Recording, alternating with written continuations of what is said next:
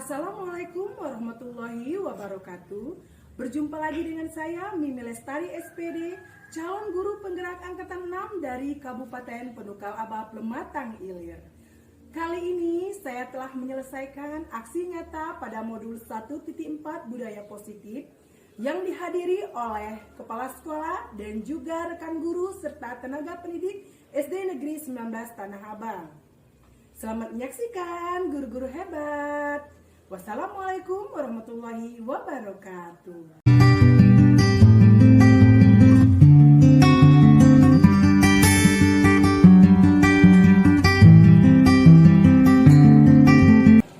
Assalamualaikum warahmatullahi wabarakatuh. Waalaikumsalam warahmatullahi wabarakatuh. Kepada yang terhormat Kepala SD Negeri 19 Tanah Abang beserta Dewan Guru dan staf TU, terima kasih telah meluangkan waktunya untuk hadir pada acara implementasi budaya positif tugas kami calon guru penggerak pada modul 1.4. Hari ini saya akan menyampaikan beberapa materi yang telah kami pelajari pada program guru penggerak. Di antaranya yaitu budaya positif, kemudian segitiga restitusi, motivasi perubahan perilaku pada murid dan kebutuhan dasar manusia. Jadi apabila selama kegiatan ini saya sampaikan nanti, boleh ditanyakan Bapak Ibu, apa itu budaya positif? Budaya positif itu ialah nilai-nilai keyakinan dan kebiasaan-kebiasaan baik di sekolah yang berpihak pada murid, sehingga murid dapat menjadi pribadi yang kritis, penuh hormat dan tanggung jawab. Jadi salah satu contoh budaya positif itu yang sudah kita terapkan, sebenarnya sudah kita terapkan beberapa. Contohnya itu misalnya anak datang tepat waktu, pelaksanaan yang dilaksanakan oleh Ibu Fabriana selama ini, seperti acara hari Jumat tadi, pembiasaan anak-anak untuk bersolawat setiap hari Jumat, membiasakan anak-anak untuk berani memimpin doa, memimpin solawat, memberikan materi kultum ya, walau cuma sebentar, membiasakan anak-anak untuk memimpin doa dalam kelas, melaksanakan petugas upacara secara bergiliran, sebenarnya sudah kita laksanakan. Nah, coba kita ambil pelajaran dulu dari Bapak Ki Hajar Dewantara. Kita ambil contoh perbandingan dengan hidup tumbuh-tumbuhan. Jadi seorang guru itu ibaratnya sebagai seorang petani. Bibit-bibit unggul itu ialah anak-anak didik kita. Jadi kita petani, misalnya menanam padi, kita hanya dapat menuntun tumbuhnya padi tersebut, dapat memperbaiki kondisi tanahnya, memelihara tanaman padi, memberi pupuk, memberi air, membasmi serangga. Jadi itulah yang dapat kita lakukan. Kita tidak bisa memilih benih tersebut, karena benih tersebut ialah anak didik kita. Jadi tugas kita itu ibaratkan seorang petani hanya bisa merawat tumbuh dan berkembangnya tanaman. Nah, kita sebagai guru memiliki kontrol terhadap murid-murid kita. Kontrol itu ialah tadi gitu, membersihkan rumput pada tanaman itu, memberi pupuk, menyirami. Selama ini kita sebagai guru itu punya pikiran, punya paradigma lama, yaitu ini tadi ada 4. Kita merasa sebagai guru tuh bisa mengontrol murid kita. Kita bisa memperlakukan murid kita seperti apa yang kita mau. Itu pemikiran kita yang sudah tertanam di benak kita sebagai seorang guru. Ilusi bahwa kritik dapat membuat orang merasa bersalah, dapat menguatkan karakter. Jadi kita bisa kritik murid. Misalnya, nak jangan cari itu nak, itu salah, uji kita kan, yang benar tuh cah ini. Nah, bermanfaat. Jadi kita ngasih ke penjelasan, nak, kita tuh harus disiplin, nak, kita tuh penting bagian bawah. Orang dewasa memiliki hak untuk memaksa. Contoh kita di rumah dengan anak kita ya kan, kita maksa ke kehendak kita, nak, hiduplah kau, belajar 9, belajarlah kau. Nah, itu pemikiran-pemikiran kita yang sudah kita jalankan selama ini. Kalau menggunakan stimulus respon, kita mencoba mengubah orang agar berpandangan sama dengan kita. Orang itu murid maksudnya. Orang itu murid. Nah, sedangkan teori kontrol, kita berusaha memahami pandangan orang lain tentang dunia. Kalau sekarang teori kontrol, kita memahami dulu. Kita memahami dulu anak itu. Kenapa dia tidak buat PR? Kemudian dari perilaku anak ngapa tidak buat PR itu, kita punya tujuan. Anak ini harus rajin. Anak ini harus mau buat PR. Cak mana caranya?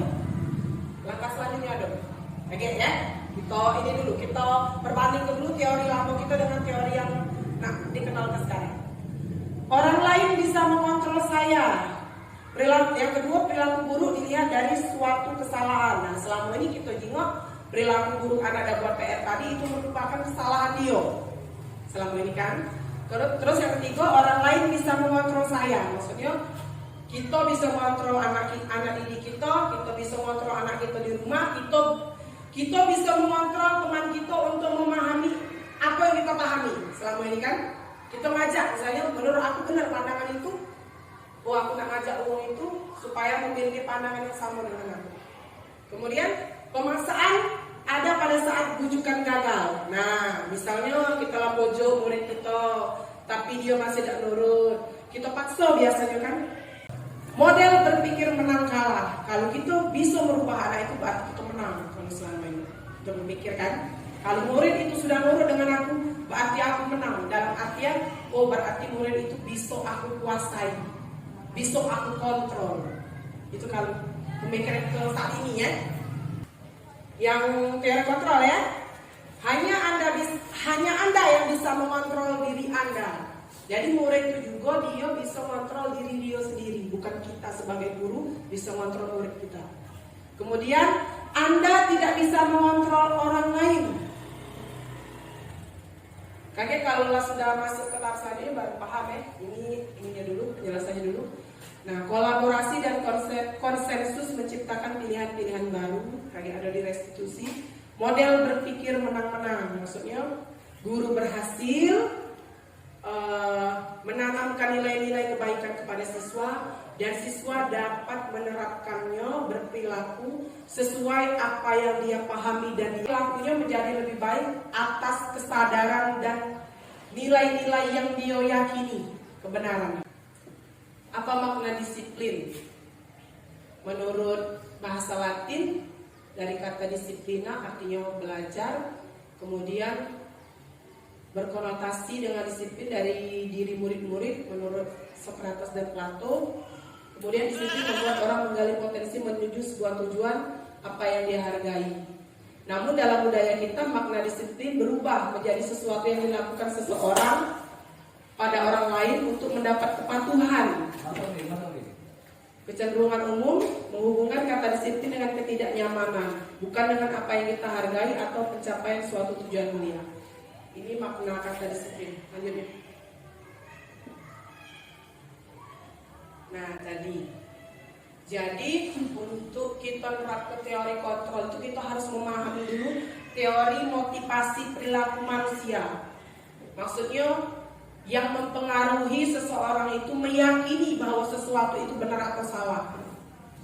Ini yang pertama motivasi eksternal, kemudian motivasi internal. Motivasi eksternal yang pertama untuk menghindari ketidaknyamanan atau hukuman. Apa yang akan terjadi apabila saya tidak melakukannya? Nah, jadi motivasi eksternal ini maksudnya motivasi yang datang dari luar diri peserta didik. Misalnya dari guru. Eksternal dari luar, dari kita, dari guru sudah bisa dimengerti oleh dia, sudah diyakini oleh dia maka akan jadi motivasi internal dari dalam diri dia. Jadi dia tuh tahu, oh nilai ini nilai kebenaran, oh ini nilai negatif. Dia tahu. Nah, menurut Alfikon,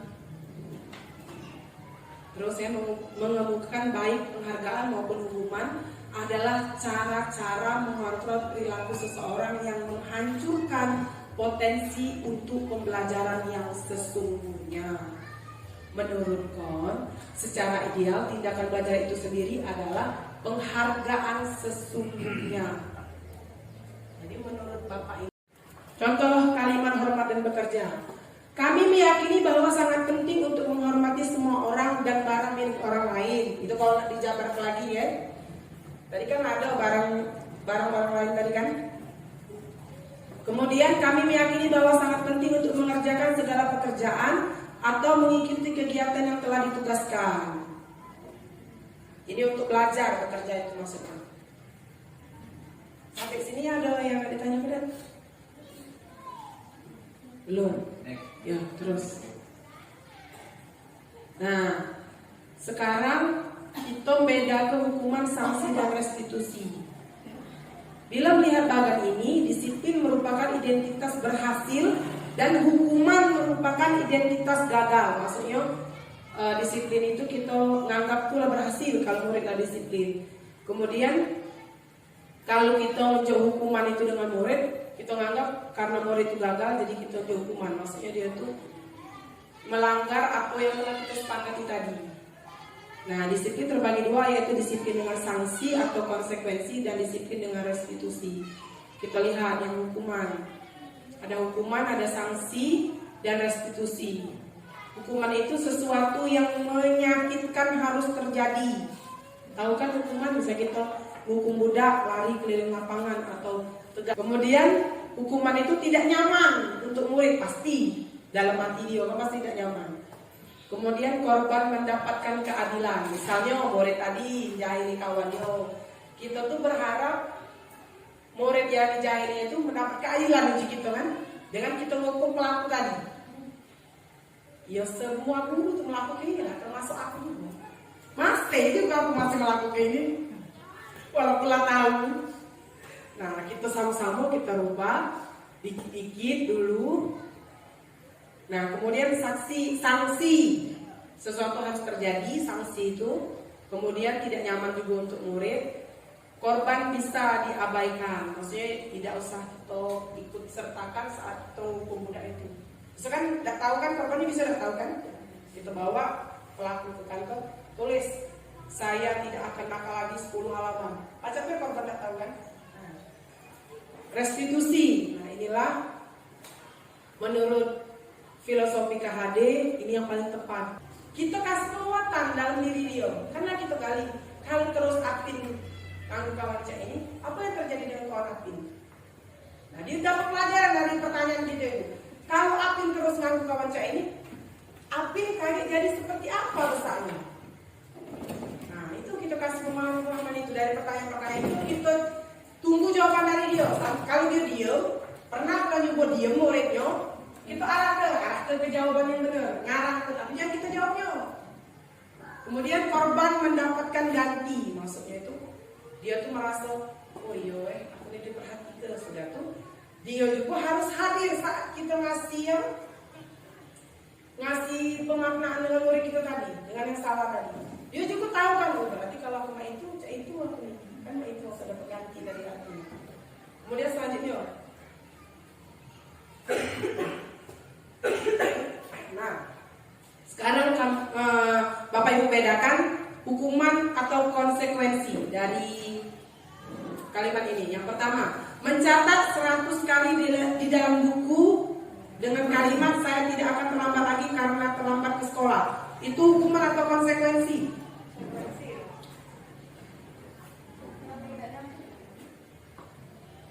Hukuman atau konsekuensi?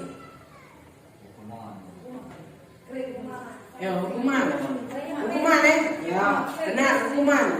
Kemudian lari mengelilingi lapangan basket 2 kali karena terlambat hadir di sekolah, hukuman.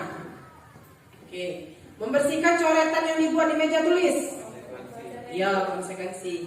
Murid diminta push up 15 kali karena tidak menggunakan masker di sekolah. Hukuman. Lanjut. Nah, membersihkan tumpahan air karena tersenggol. Ya, konsekuensi.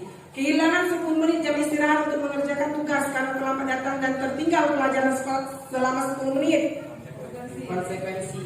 Duduk di bangku di pinggir lapangan pada jam istirahat, tidak diizinkan bermain karena mencederai teman. Hukuman, ya. Hukuman. Terlambat hadir di pembelajaran daring 15 menit dan diminta untuk tinggal 15 menit sesudah kelas usai untuk membahas ketertinggalan. Konsekuensi. Lari mengelilingi lapangan basket 2 kali karena terlambat 10 menit untuk pelajaran PJOK. Kita simpan dulu. Membersihkan WC sekolah karena mematahkan pensil kawannya. Terakhir, membersihkan WC. Hukuman, ya hukuman. Nah, jadi dari penerapan restitusi tadi kita juga bisa memberikan konsekuensi kepada peserta didik kita. Dengan cara kita tanya dengan dia. Kita buat keyakinan kelas itu.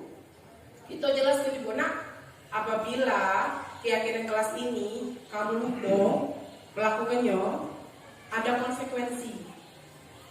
Boleh kita jelaskan konsekuensinya apa.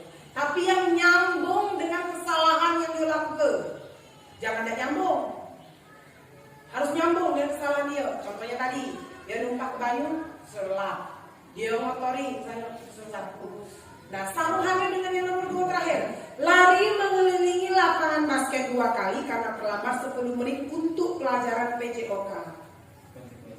Konsekuensi. Karena yang sebenarnya misbah kakek ini, coba ada misbah. Sebelum anak olahraga praktik di lapangan dia pemanasan. Kalau budak besar pemanasannya lari. Kalau budak SMP SMA, ya kan? Jadi kan masih nyambung kan dengan pelajaran PJOK. Nah, jadi konsekuensi itu harus nyambung dengan kesalahan dia. Apa kesalahannya? Iya. Kemarin itu yang ini masalah yang hukuman tadi. Iya. Kelas 5 itu kan jadi juga banyak yang datang. Jadi pas hukum suruh mau sapu ribang. Jadi coba itu tanggung ini. Penjemur dulu. Penjemur itu sejam mau mati. Yang merah. Ibu minta jangan aku. Aku ada kurang. Penjemur kurang. Anak saya ada sunuk. Nah, udah kita sejam ini. Iya. Nah itulah. Selama ini kita. Aku juga nih. Nah, coba kita angkat kasus Pak Imin ini. Misalnya murid kita tadi tidak datang upacara. Nah, darilah tahu konsekuensi dengan restitusi tadi, langkah apa lah kira-kira yang kita lakukan agar siswa itu tidak menerima konsekuensi dari kita dulu. Apalah konsekuensi, coba kita pegang ke sama-sama. Yang pas. Petugas ini yang mana saja tugas? Tugas yang mana? Nah, iya. Yang pertama kita suruh dia jadi petugas. Yang datang tadi. Misalkan yang datang ini apa pembaca undang-undang. Mana kalau kita suruh dia baca undang-undang 5 kali misalnya. Ya, kita suruh anak-anak latihan. Yang datang tadi latihan saat itu. Kita suruh dia sampai bagusnya, ya maksudnya kan? Nah, bisa itu. Itu namanya konsekuensi. Dia udah datang. Kita suruh jadi petugas. Kita suruh latihan sampai benar, sampai bagus. Kalau tidak suruh, Kalau pacaran diam, iya. Misalnya nak yang orang baik. Latihan tujuannya Pak tapi bukan hukum tujuannya. Nah, bisa juga itu. Kalau selama ini kan tegak orang di luar situ. Kita berharap jero dia. Jero pasti sarung dak tegalak ulang. Belum tentu. Dia tadi unsur eksternal takut dengan Pak ini. Malah dengan dia yang disebutkan kamu yang nak sekolah buat sapu. Mudah masalah. Anak dibuka Iya, banyak. Iya. Kamu kalau ikut tapi sekalian masih kuese. Nah, jadi misalnya kita suruh siswa itu jadi petugas upacara, dia bagus, dia bangga kira-kira. Pasti. Nah, dia senang. Aku lagi Bu jadi petugas. Perhatikan murid yang lah biasa, yang lah bagus, pasti nak terus dia. Soalnya kendalanya itu dia datang tuh mungkin itu buku Nah, bisa jadi. Itulah kita harus tahu dulu penyebabnya tadi. Kita tanya dulu. Entah gogo, entah apa kita latih lagi. Dan aku tanya, kenapa dan 2 kali ditugas ke upacara dia datang? Aku lemas. Iya, Zidan. Aku lemas. Ida, kita lemas. Ada lagi tak? Paling ini. Ada apa? Oke, selanjutnya. Nah, hukuman. Tadi masih tentang hukuman. Hukuman bersifat tidak terencana atau tiba-tiba. Ya kan kalau kita ngomong muda spontan karena emosi. Hukuman bersifat satu arah dari pihak guru yang memberikan murid hanya menerima hukuman atau sanksi ya, tanpa diskusi, tanpa nanya mengapa anak tersebut melakukan itu, tanpa kita minta pendapat dia, tanpa kita dengar penjelasan dari anak. Ya kan langsung kita hukum. Keluar yang tidak datang upacara, baris di lapangan, jemur 2 jam. Itu kan biasanya. Nah, kemudian hukuman yang diberikan biasanya berupa fisik atau verbal. Fisik tadi contohnya dijemur, verbal dengan ucapan. Uyan ya yang tidak datang upacara tadi buyan. Nakal loh yang tidak datang upacara. Itu secara verbal. Kemudian disiplin dengan bentuk sanksi atau konsekuensi sudah terencana atau sudah disepakati. Nah, disepakatinya tadi saat kita membuat keyakinan kelas. Konsekuensinya bisa dijelaskan langsung, bisa juga tidak apa ditulis ke keyakinan kelas di bawahnya konsekuensi. Misalnya apabila melanggar poin A, hukumannya bukan hukuman, konsekuensinya seperti ini. Bisa atau bisa kita tanya dengan siswa. Jadi karena sudah melanggar keyakinan kelas yang mana misalnya, agar kamu lebih disiplin lagi, kira-kira konsekuensi yang mau kamu terima apa? Kayak itu. Ya. Kita tanya dengan murid. Kita harus punya sepakat dengan murid. Lanjut ya. Nah, penghargaan. Jadi selama ini kan kita sering memberi penghargaan kepada anak. Contoh besarnya kita ngasih hadiah saat pembagian rapor. Bagi kita itu penting selama ini. Bagi kita ngasih penghargaan dengan anak itu bisa meningkatkan motivasi belajar. Bagi yang belum bagus motivasi belajarnya, hasil belajarnya, kita berharap dia bisa meniru temannya. Itu pemikiran kita ya. Mari kita bahas sama-sama dulu. Pertama tadi budaya positif, keyakinan kelas, hukuman, konsekuensi, ini penghargaan. Coba boleh dibaca dulu. Si Azi murid aku. Kapan kita cari tahu malam-malam WA video call dengan cewek di insannya. Dia mau memenuhi kebutuhan mana? Bertahan hidup, ngantuk tidur dia. Benar tak? Yang nakal tadi, usil dalam nganggu. Dia itu butuh kesenangan. Dia senang diakhiri kawan. Jangan cara kita ngajar ke anak supaya dia tercukupi kesenangannya. Kita ajak sambil bermain. Murid kita tadi. Faktor pembentuk budaya positif yang pertama. Iya, untuk siapa? Untuk kita semua. Nah, itu namanya motivasi intrinsik. Kita yakin kalau aku buang sampah itu kotor sekolah ini. Muda, murid anak kita takut dimarahin Mimi, takut dimarahin Pak Limin. Ada Pak Limin, buang. Ada Bu Mas, ngeri di matanya, buang. Pas tak hati Bu Mas, kotor kalau sekolah ini. Dan hati yang takutin. Nah, itu motivasi eksternal. Dia takut dengan guru, dia takut dengan peraturan, takut dihukum, takut diberi sanksi. Itu motivasi eksternal.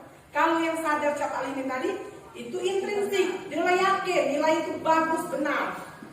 Dan harus digawe ke, harus diterapkan. Contohnya, kita sholat lima waktu. Intrinsik tak? Nah, intrinsik. Oh, aku butuh dengan Tuhan. Nak sholat. Puasa memang. Oh, ayah puasa. Tak kacau menyinggung. Nah, itu masih eksternal namanya. Oke. Nah, untuk mendukung motivasi intrinsik, kembali ke nilai-nilai keyakinan lebih menggerakkan seseorang dibanding mengikuti peraturan. Nah itu tadi, kalau kita yakin nilai itu benar, sama cak murid. Kalau tertanam di diri dia, oh disiplin itu penting untuk diri aku, untuk aku ke depannya kaget. Jadi aku bisa jadi pribadi yang lebih baik lagi. Nah, insya Allah dia dengan sendirinya mematuhi peraturan, dengan sendirinya nurut apa yang diajar oleh guru. Nah, seperti itu. Nah, nak nyipta unsur intrinsik itulah tugas kita yang berat itu. Sehingga anak tuh meresap jika kita di hati sanubari dia. Nah, nak buat meresap itulah yang susah. Oke, selanjutnya mari. Nah, ini cara membentuk keyakinan kelas. Kalimat-kalimatnya maksudnya ya. Yang pertama, ini secara teori. Keyakinan kelas bersifat lebih abstrak daripada peraturan yang lebih rinci dan konkret. Maksudnya kalau peraturan kan harus datang jam 7.30, itu peraturan. Kalau keyakinan kelas kalimatnya itu lebih halus. Ada contohnya. Terus kalau keyakinan kelas itu berupa pernyataan universal secara umum maksudnya. Kemudian keyakinan kelas senantiasa dibuat dalam bentuk positif, kalimat itu positif. Dilarang membuang sampah, itu kan konotasinya negatif, dilarang. Membuang sampah pada tempatnya, nah, itu konotasinya positif kan? Nah, seperti itulah bentuk kalimat-kalimat keyakinan kelas. Kemudian keyakinan kelas hendaknya tidak terlalu banyak.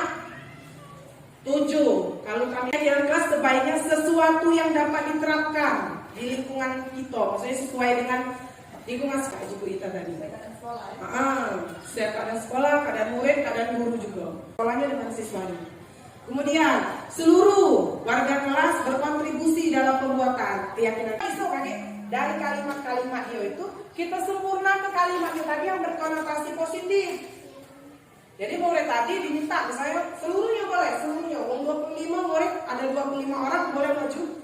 1 misalnya Aji, 2 Anti. Dia nulisnya atau pakai kertas nempelnya, boleh tulis papan tulis yang nggak bisa nulis. Kalau kelas 1 minta dia nyebut ke ada ibu happy yang tulisnya di papan seperti itu. Kemudian bersedia meninjau kembali keyakinan kelas dari waktu ke waktu. Maksudnya itu boleh kalimat-kalimatnya. Contoh keyakinan kelas. Selalu bersikap positif. Kan universal, global kan kata-katanya. Bukannya tidak boleh ngomong kotor. Jadi kita kan kalau kalimat negatif tidak boleh ngomong kotor. Nah, dia bersikap positif. Kita jelaskan dulu. Jadi dari anak tadi misalnya tidak boleh ngapain ngomong mak dengan mbak, udah kan? Tidak boleh melepas sepatu di dalam kelas. Nah, kalau kelas kami galak naik ke kaki ke atas meja. Tidak, murid kan ada dia tulis, tidak boleh menaikkan kaki ke atas meja. Dirangkum dari beberapa contoh tadi dirangkum, ialah jadi bersikap positif. Kita jelaskan bersikap positif itu diantaranya ini. Pak, balik ini bilang ya. Boleh dibaca. Senantiasa menjadi diri terbaik. Nah, ialah tadi mengumpulkan PR tepat waktu, contohnya.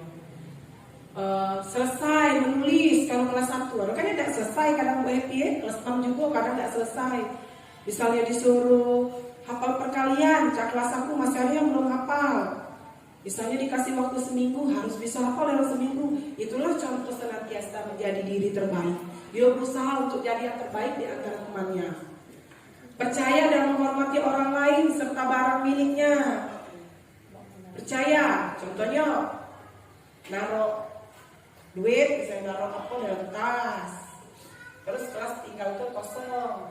Nah, jadi mereka saling menjaga kepercayaan sekelas, tidak ada yang saling ganggu, tidak ada yang saling ambil pena.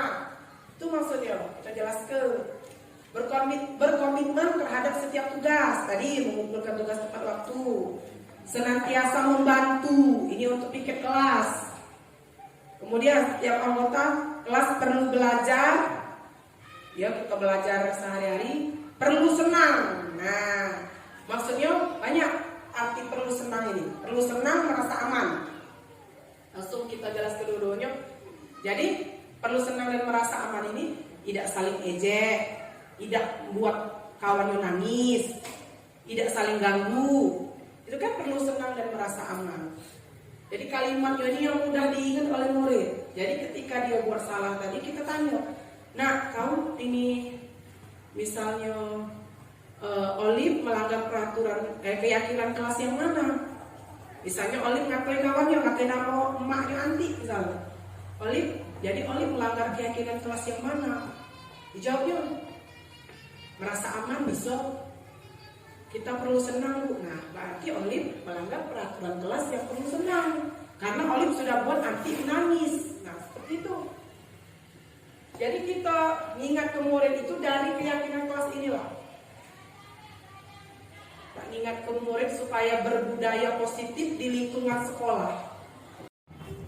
Jadi posisi kontrol ini ada 5. Yang pertama posisi penghukum, kedua pembuat merasa bersalah, ketiga pemantau, Sini kamu. Selamat pagi, Bu. Selalu terlambat. Kamu deh pasti terlambat. Maaf, Bu. Saya Apa? Apa coba? Alasan kamu apa lagi? Kapan sih kamu tidak terlambat? Malas sekali ya kamu jadi anak. saya Dasar pemalas. Gak kapok-kapok sih kamu. Sudah berapa kali terlambat? Sana, kamu keliling lapangan basket 2 kali. Kenapa saya harus keliling lapangan basket, Bu? Kenapa? Kamu melawan ibu. Berani-beraninya jawab. Sudah terlambat, masih berani jawab pula. Sekarang, keliling lapangan basket 5 kali sekalian. Biar kapok. Cepat. Pergi sana ke lapangan basket.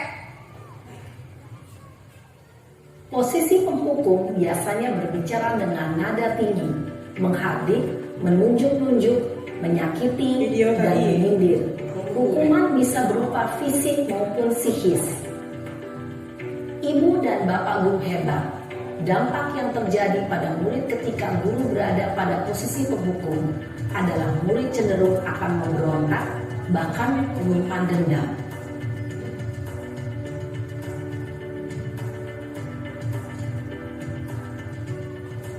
Ya, posisi yang kedua membuat rasa bersalah.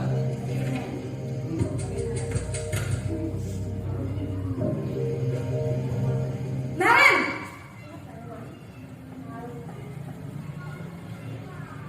Selamat pagi, Bu. Naren, kamu kenapa terlambat lagi, nak? Ya Tuhan, Naren, kamu senang ya bikin ibu susah ya? Kalau kamu terlambat lagi, nanti ibu yang ditegur bapak kepala sekolah, nak. Disangka ibu tidak bisa membina kamu. Duh, gimana ini? Maaf, Bu. Duh Gusti Naren, kamu suka ya kalau ibu ditegur bapak kepala sekolah? Terus, sekarang ibu harus tulis apa ini di buku absen? Ini kamu sudah sering terlambat loh. Ibu harus apa coba? Maaf, Bu. Maaf sekali. Ya sudah, lain kali jangan bikin ibu susah lagi ya nak ya. Ibu tidak akan kuat lagi kalau kamu begini terus. Bisa jantungan kalau ibu tegur bapak kepala sekolah. Sana cepat ke kelas. Maaf ya, Bu. Maaf sekali. Posisi pembuat rasa bersalah berbicara dengan nada tenang, cenderung lembut. Namun kata-kata yang diutarakan membuat murid merasa menjadi orang yang gagal, memandang buruk dirinya sendiri, merasa tidak berharga, dan tidak sanggup membahagiakan orang lain. Ketika guru mengambil posisi pembuat rasa bersalah, murid akan menganggap dirinya yang bersalah dan ia akan menyimpan emosi negatif tersebut di dalam dirinya. Nah, ini Pak Limin saya. Posisi teman.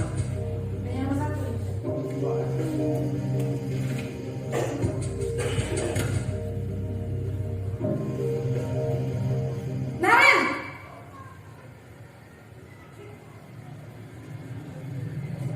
Selamat pagi, Bu. wah sudah jam berapa ini nak? Terlambat lagi ya sayang. Iya Bu, habis ibu saya lupa bangunkan saya Bu. Kamu malah menyalahkan ibu kamu. Kamu bukannya anak yang larinya paling kencang. Kok terlambat sih? Iya Bu, saya memang terlambat bangun tadi. Jadi biarpun saya lari kencang, tetap gak kekejar Bu. Ya sudah sana. Nanti lain kali larinya lebih kencang lagi ya. Biar gak terlambat lagi.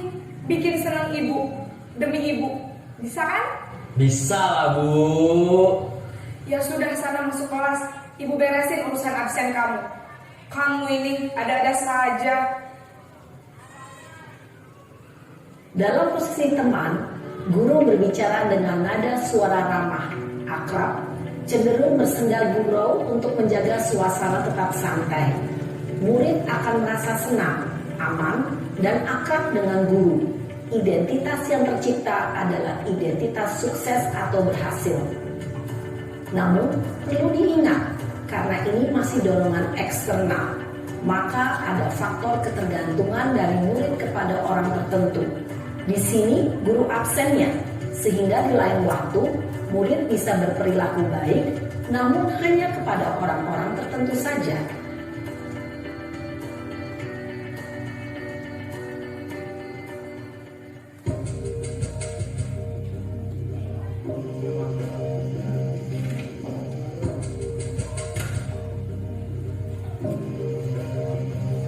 Naren!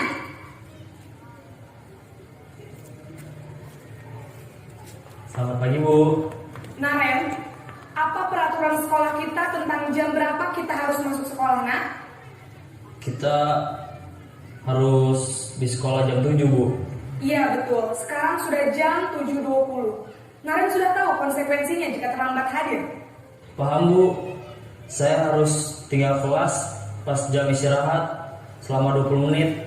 Iya benar, konsekuensinya demikian. Jadi nanti jam 9.30 pas istirahat, kamu harus tinggal di kelas, kerjakan tugas tambahan untuk ketertinggalan kamu, ya? Baik Bu. Posisi pemantau mengandalkan penghitungan atau data untuk mengontrol murid. Guru mengarahkan murid berdasarkan peraturan dan konsekuensi. Seorang pemantau menunjukkan bahasa tubuh dan ekspresi wajah yang datar dan cenderung formal.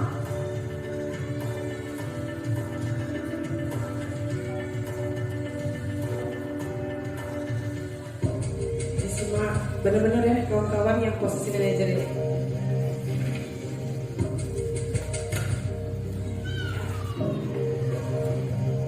Naren!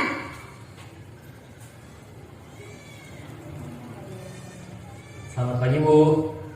Selamat pagi Naren. Maaf Bu, saya terlambat. Iya, sekolah masuknya jam 7, sekarang sudah jam 7.20. Jadi sekarang bagaimana ini Naren? Maaf Bu, saya lupa setel alarm saya semalam. Baiklah, menurut kamu, keyakinan sekolah yang mana yang perlu kamu tingkatkan? Menghargai diri sendiri dan orang lain mungkin ya Bu. Setuju. Jadi, apakah Naren meyakini prinsip saling menghormati tersebut? Iya Bu, saya meyakininya. Apakah Naren bersedia memperbaiki masalah keterlambatan ini? Bersedia Bu. Bagaimana kamu akan perbaiki masalah keterlambatan ini? Saya akan coba untuk tidak lupa menyetel alarm saya Bu. Baik, kalau Naren lupa menyetel alarm di rumah, ada orang yang kira-kira bisa bantu mengingatkan tidak? Ada Bu, kakak saya, Kak Emma. Ada lagi selain Kak Emma? Selain Kak Emma, ada ibu saya. Baik, jadi yang mengingatkan Naren adalah Kak Emma dan ibu kamu ya? Kira-kira akan mulai setel alarm kapan nih Naren? Setelah pulang sekolah, akan segera saya lakukan. Baik, jadi Naren akan setel alarm untuk bangun besok pagi dan akan diingatkan oleh kakak dan ibunda Naren ya. Ada lagi yang mungkin perlu dilakukan Naren agar tidak terlambat bangun lagi? Tidak ada Bu. Baik Naren, terima kasih untuk kerjasama kamu. Sekarang kamu perlu kembali ke kelas untuk belajar. Baik Bu, terima kasih.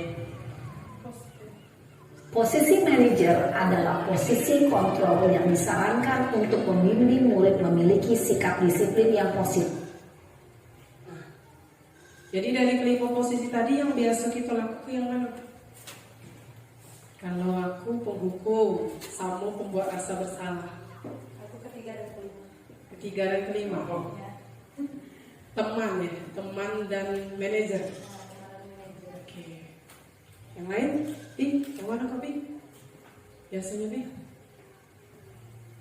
Yang marah-marah tadi Pi ya? Penghukum. Pak Haris penghukum.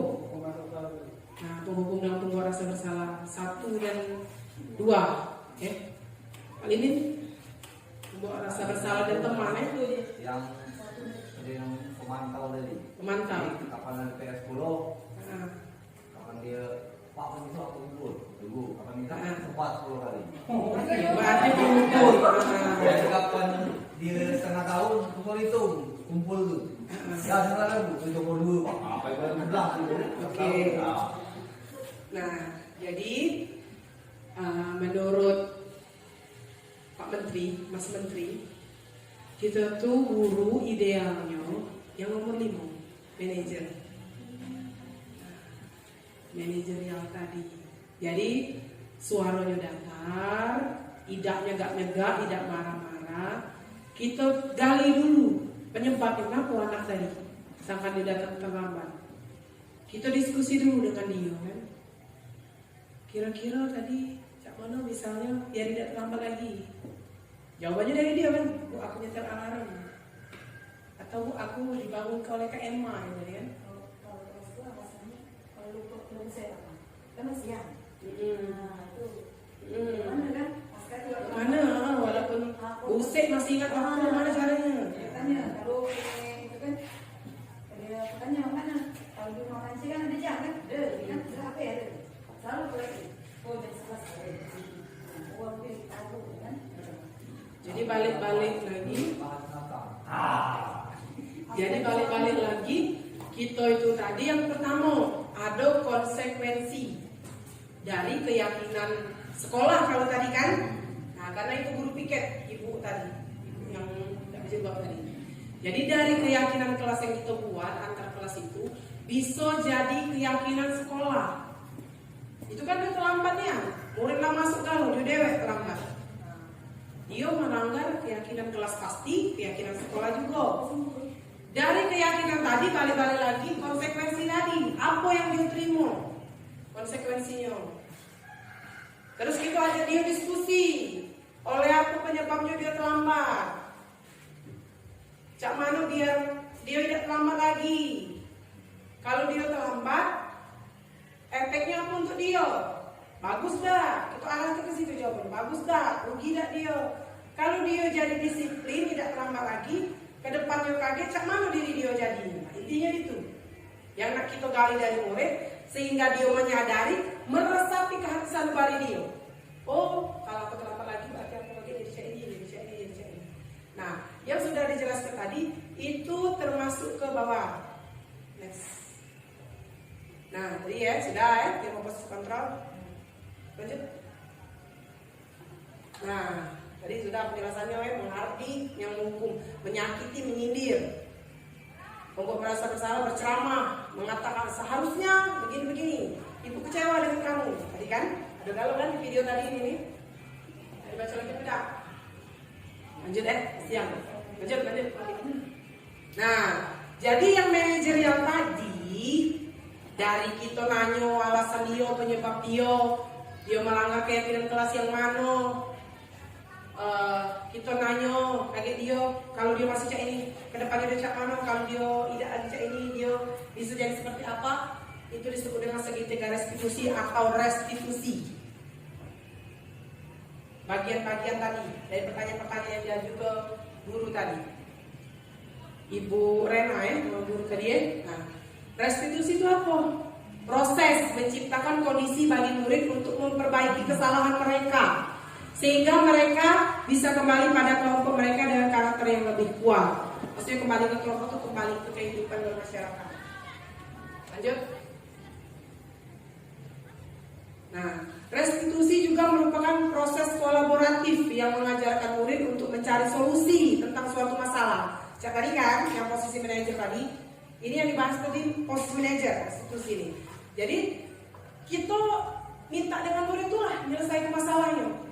Jadi Cak Mano apabila nantinya tidak terulang lagi, apa yang bisa kamu lakukan? Nyetel alarm kan jawabannya dari dia. Pasti dia sanggup nyetel alarm HP-nya. Minta bangun ke KMA, minta bangun ke ibunya. Nah, itu kan dari dia solusinya. Kita ngarah ke baik. Restitusi membantu murid menjadi lebih memiliki tujuan, disiplin positif, dan memulihkan diri setelah berbuat salah. Dia menyadari atas kesalahan diri dia.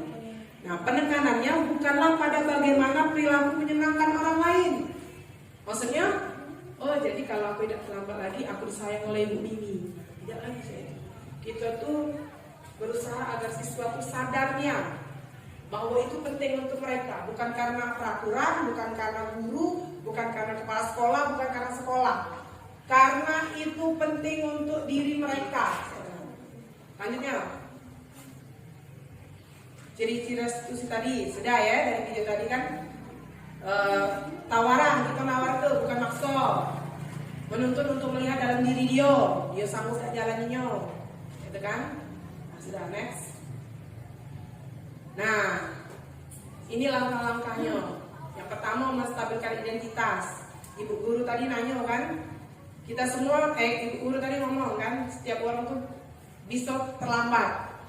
Bukan cuma dia, bukan cuma Arenda yang terlambat, tapi kawan-kawan yang lain juga pernah terlambat. Nah, kita kasih itu dulu sama budak. Jadi dia tidak merasa bersalah. Dia tidak merasa bersalah, tidak takut dia saat kita tanya.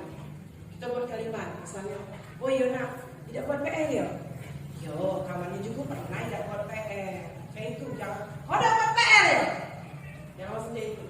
Kalau selama ini itu kan. Nah, kemudian semua perilaku memiliki alasan. Kita tanya dulu alasan dia apa. Kemudian selanjutnya kita semua memiliki motivasi internal. Jadi kita gali lagi motivasi internal dia. Oke, lah bisa kan beda ke internal eksternal tadi? Lanjutnya habis. Nah, oke. Ada pertanyaan enggak dari sekian banyak ini? Nanti. Iya. Enggak melaksanakannya. Nak merubah dari penghukum, pembuat merasa bersalah tadi ya, sehingga menjadi manajer. Oke. Apa namanya, walaupun diniat gitu kan, kayaknya seperti itu kan. Cuma tidak ada yang tidak buat PR, aku tidak mau berjuang. Itulah karena tadi kita tuh belum bisa menggali 5 kebutuhan dasar anak tadi. Yang ada di diri dia tuh apa yang tidak dipenuhi tadi. Apa ke dia tuh cuma nak nyuri perhatian kita kan? Nyuri, ada kan murid tuh nak minta perhatian. Contohnya nanti, ya kan? Jangan memang sebut nama nanti. Karena dia kan minta perhatian terus. Beda-beda. Iya. Oke, terima kasih kawan-kawan atas waktunya, atas perhatiannya.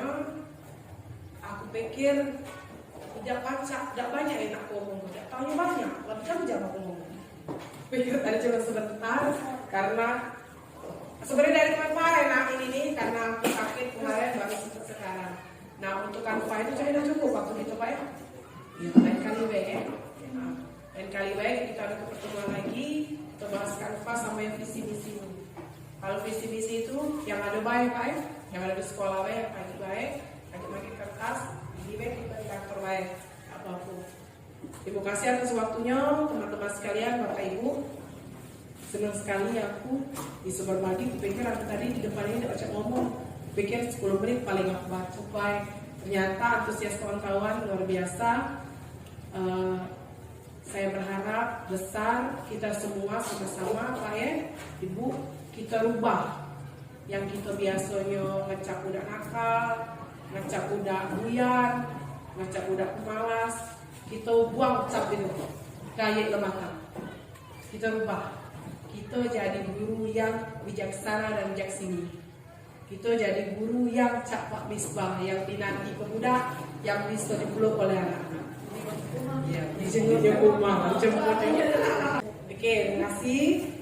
Mohon maaf apabila ada kata-kata yang kurang berkenan. Semoga kedepannya kita bisa menjadi guru yang lebih baik lagi. Saya akhiri. Wabillahi taufiq wal hidayah. Wassalamualaikum warahmatullahi wabarakatuh. Terima kasih kepada fasilitator Ibu Desi Idiawati SPD dan pengajar praktik Ibu Betty Marlina MPD atas arahan dan bimbingannya selama ini.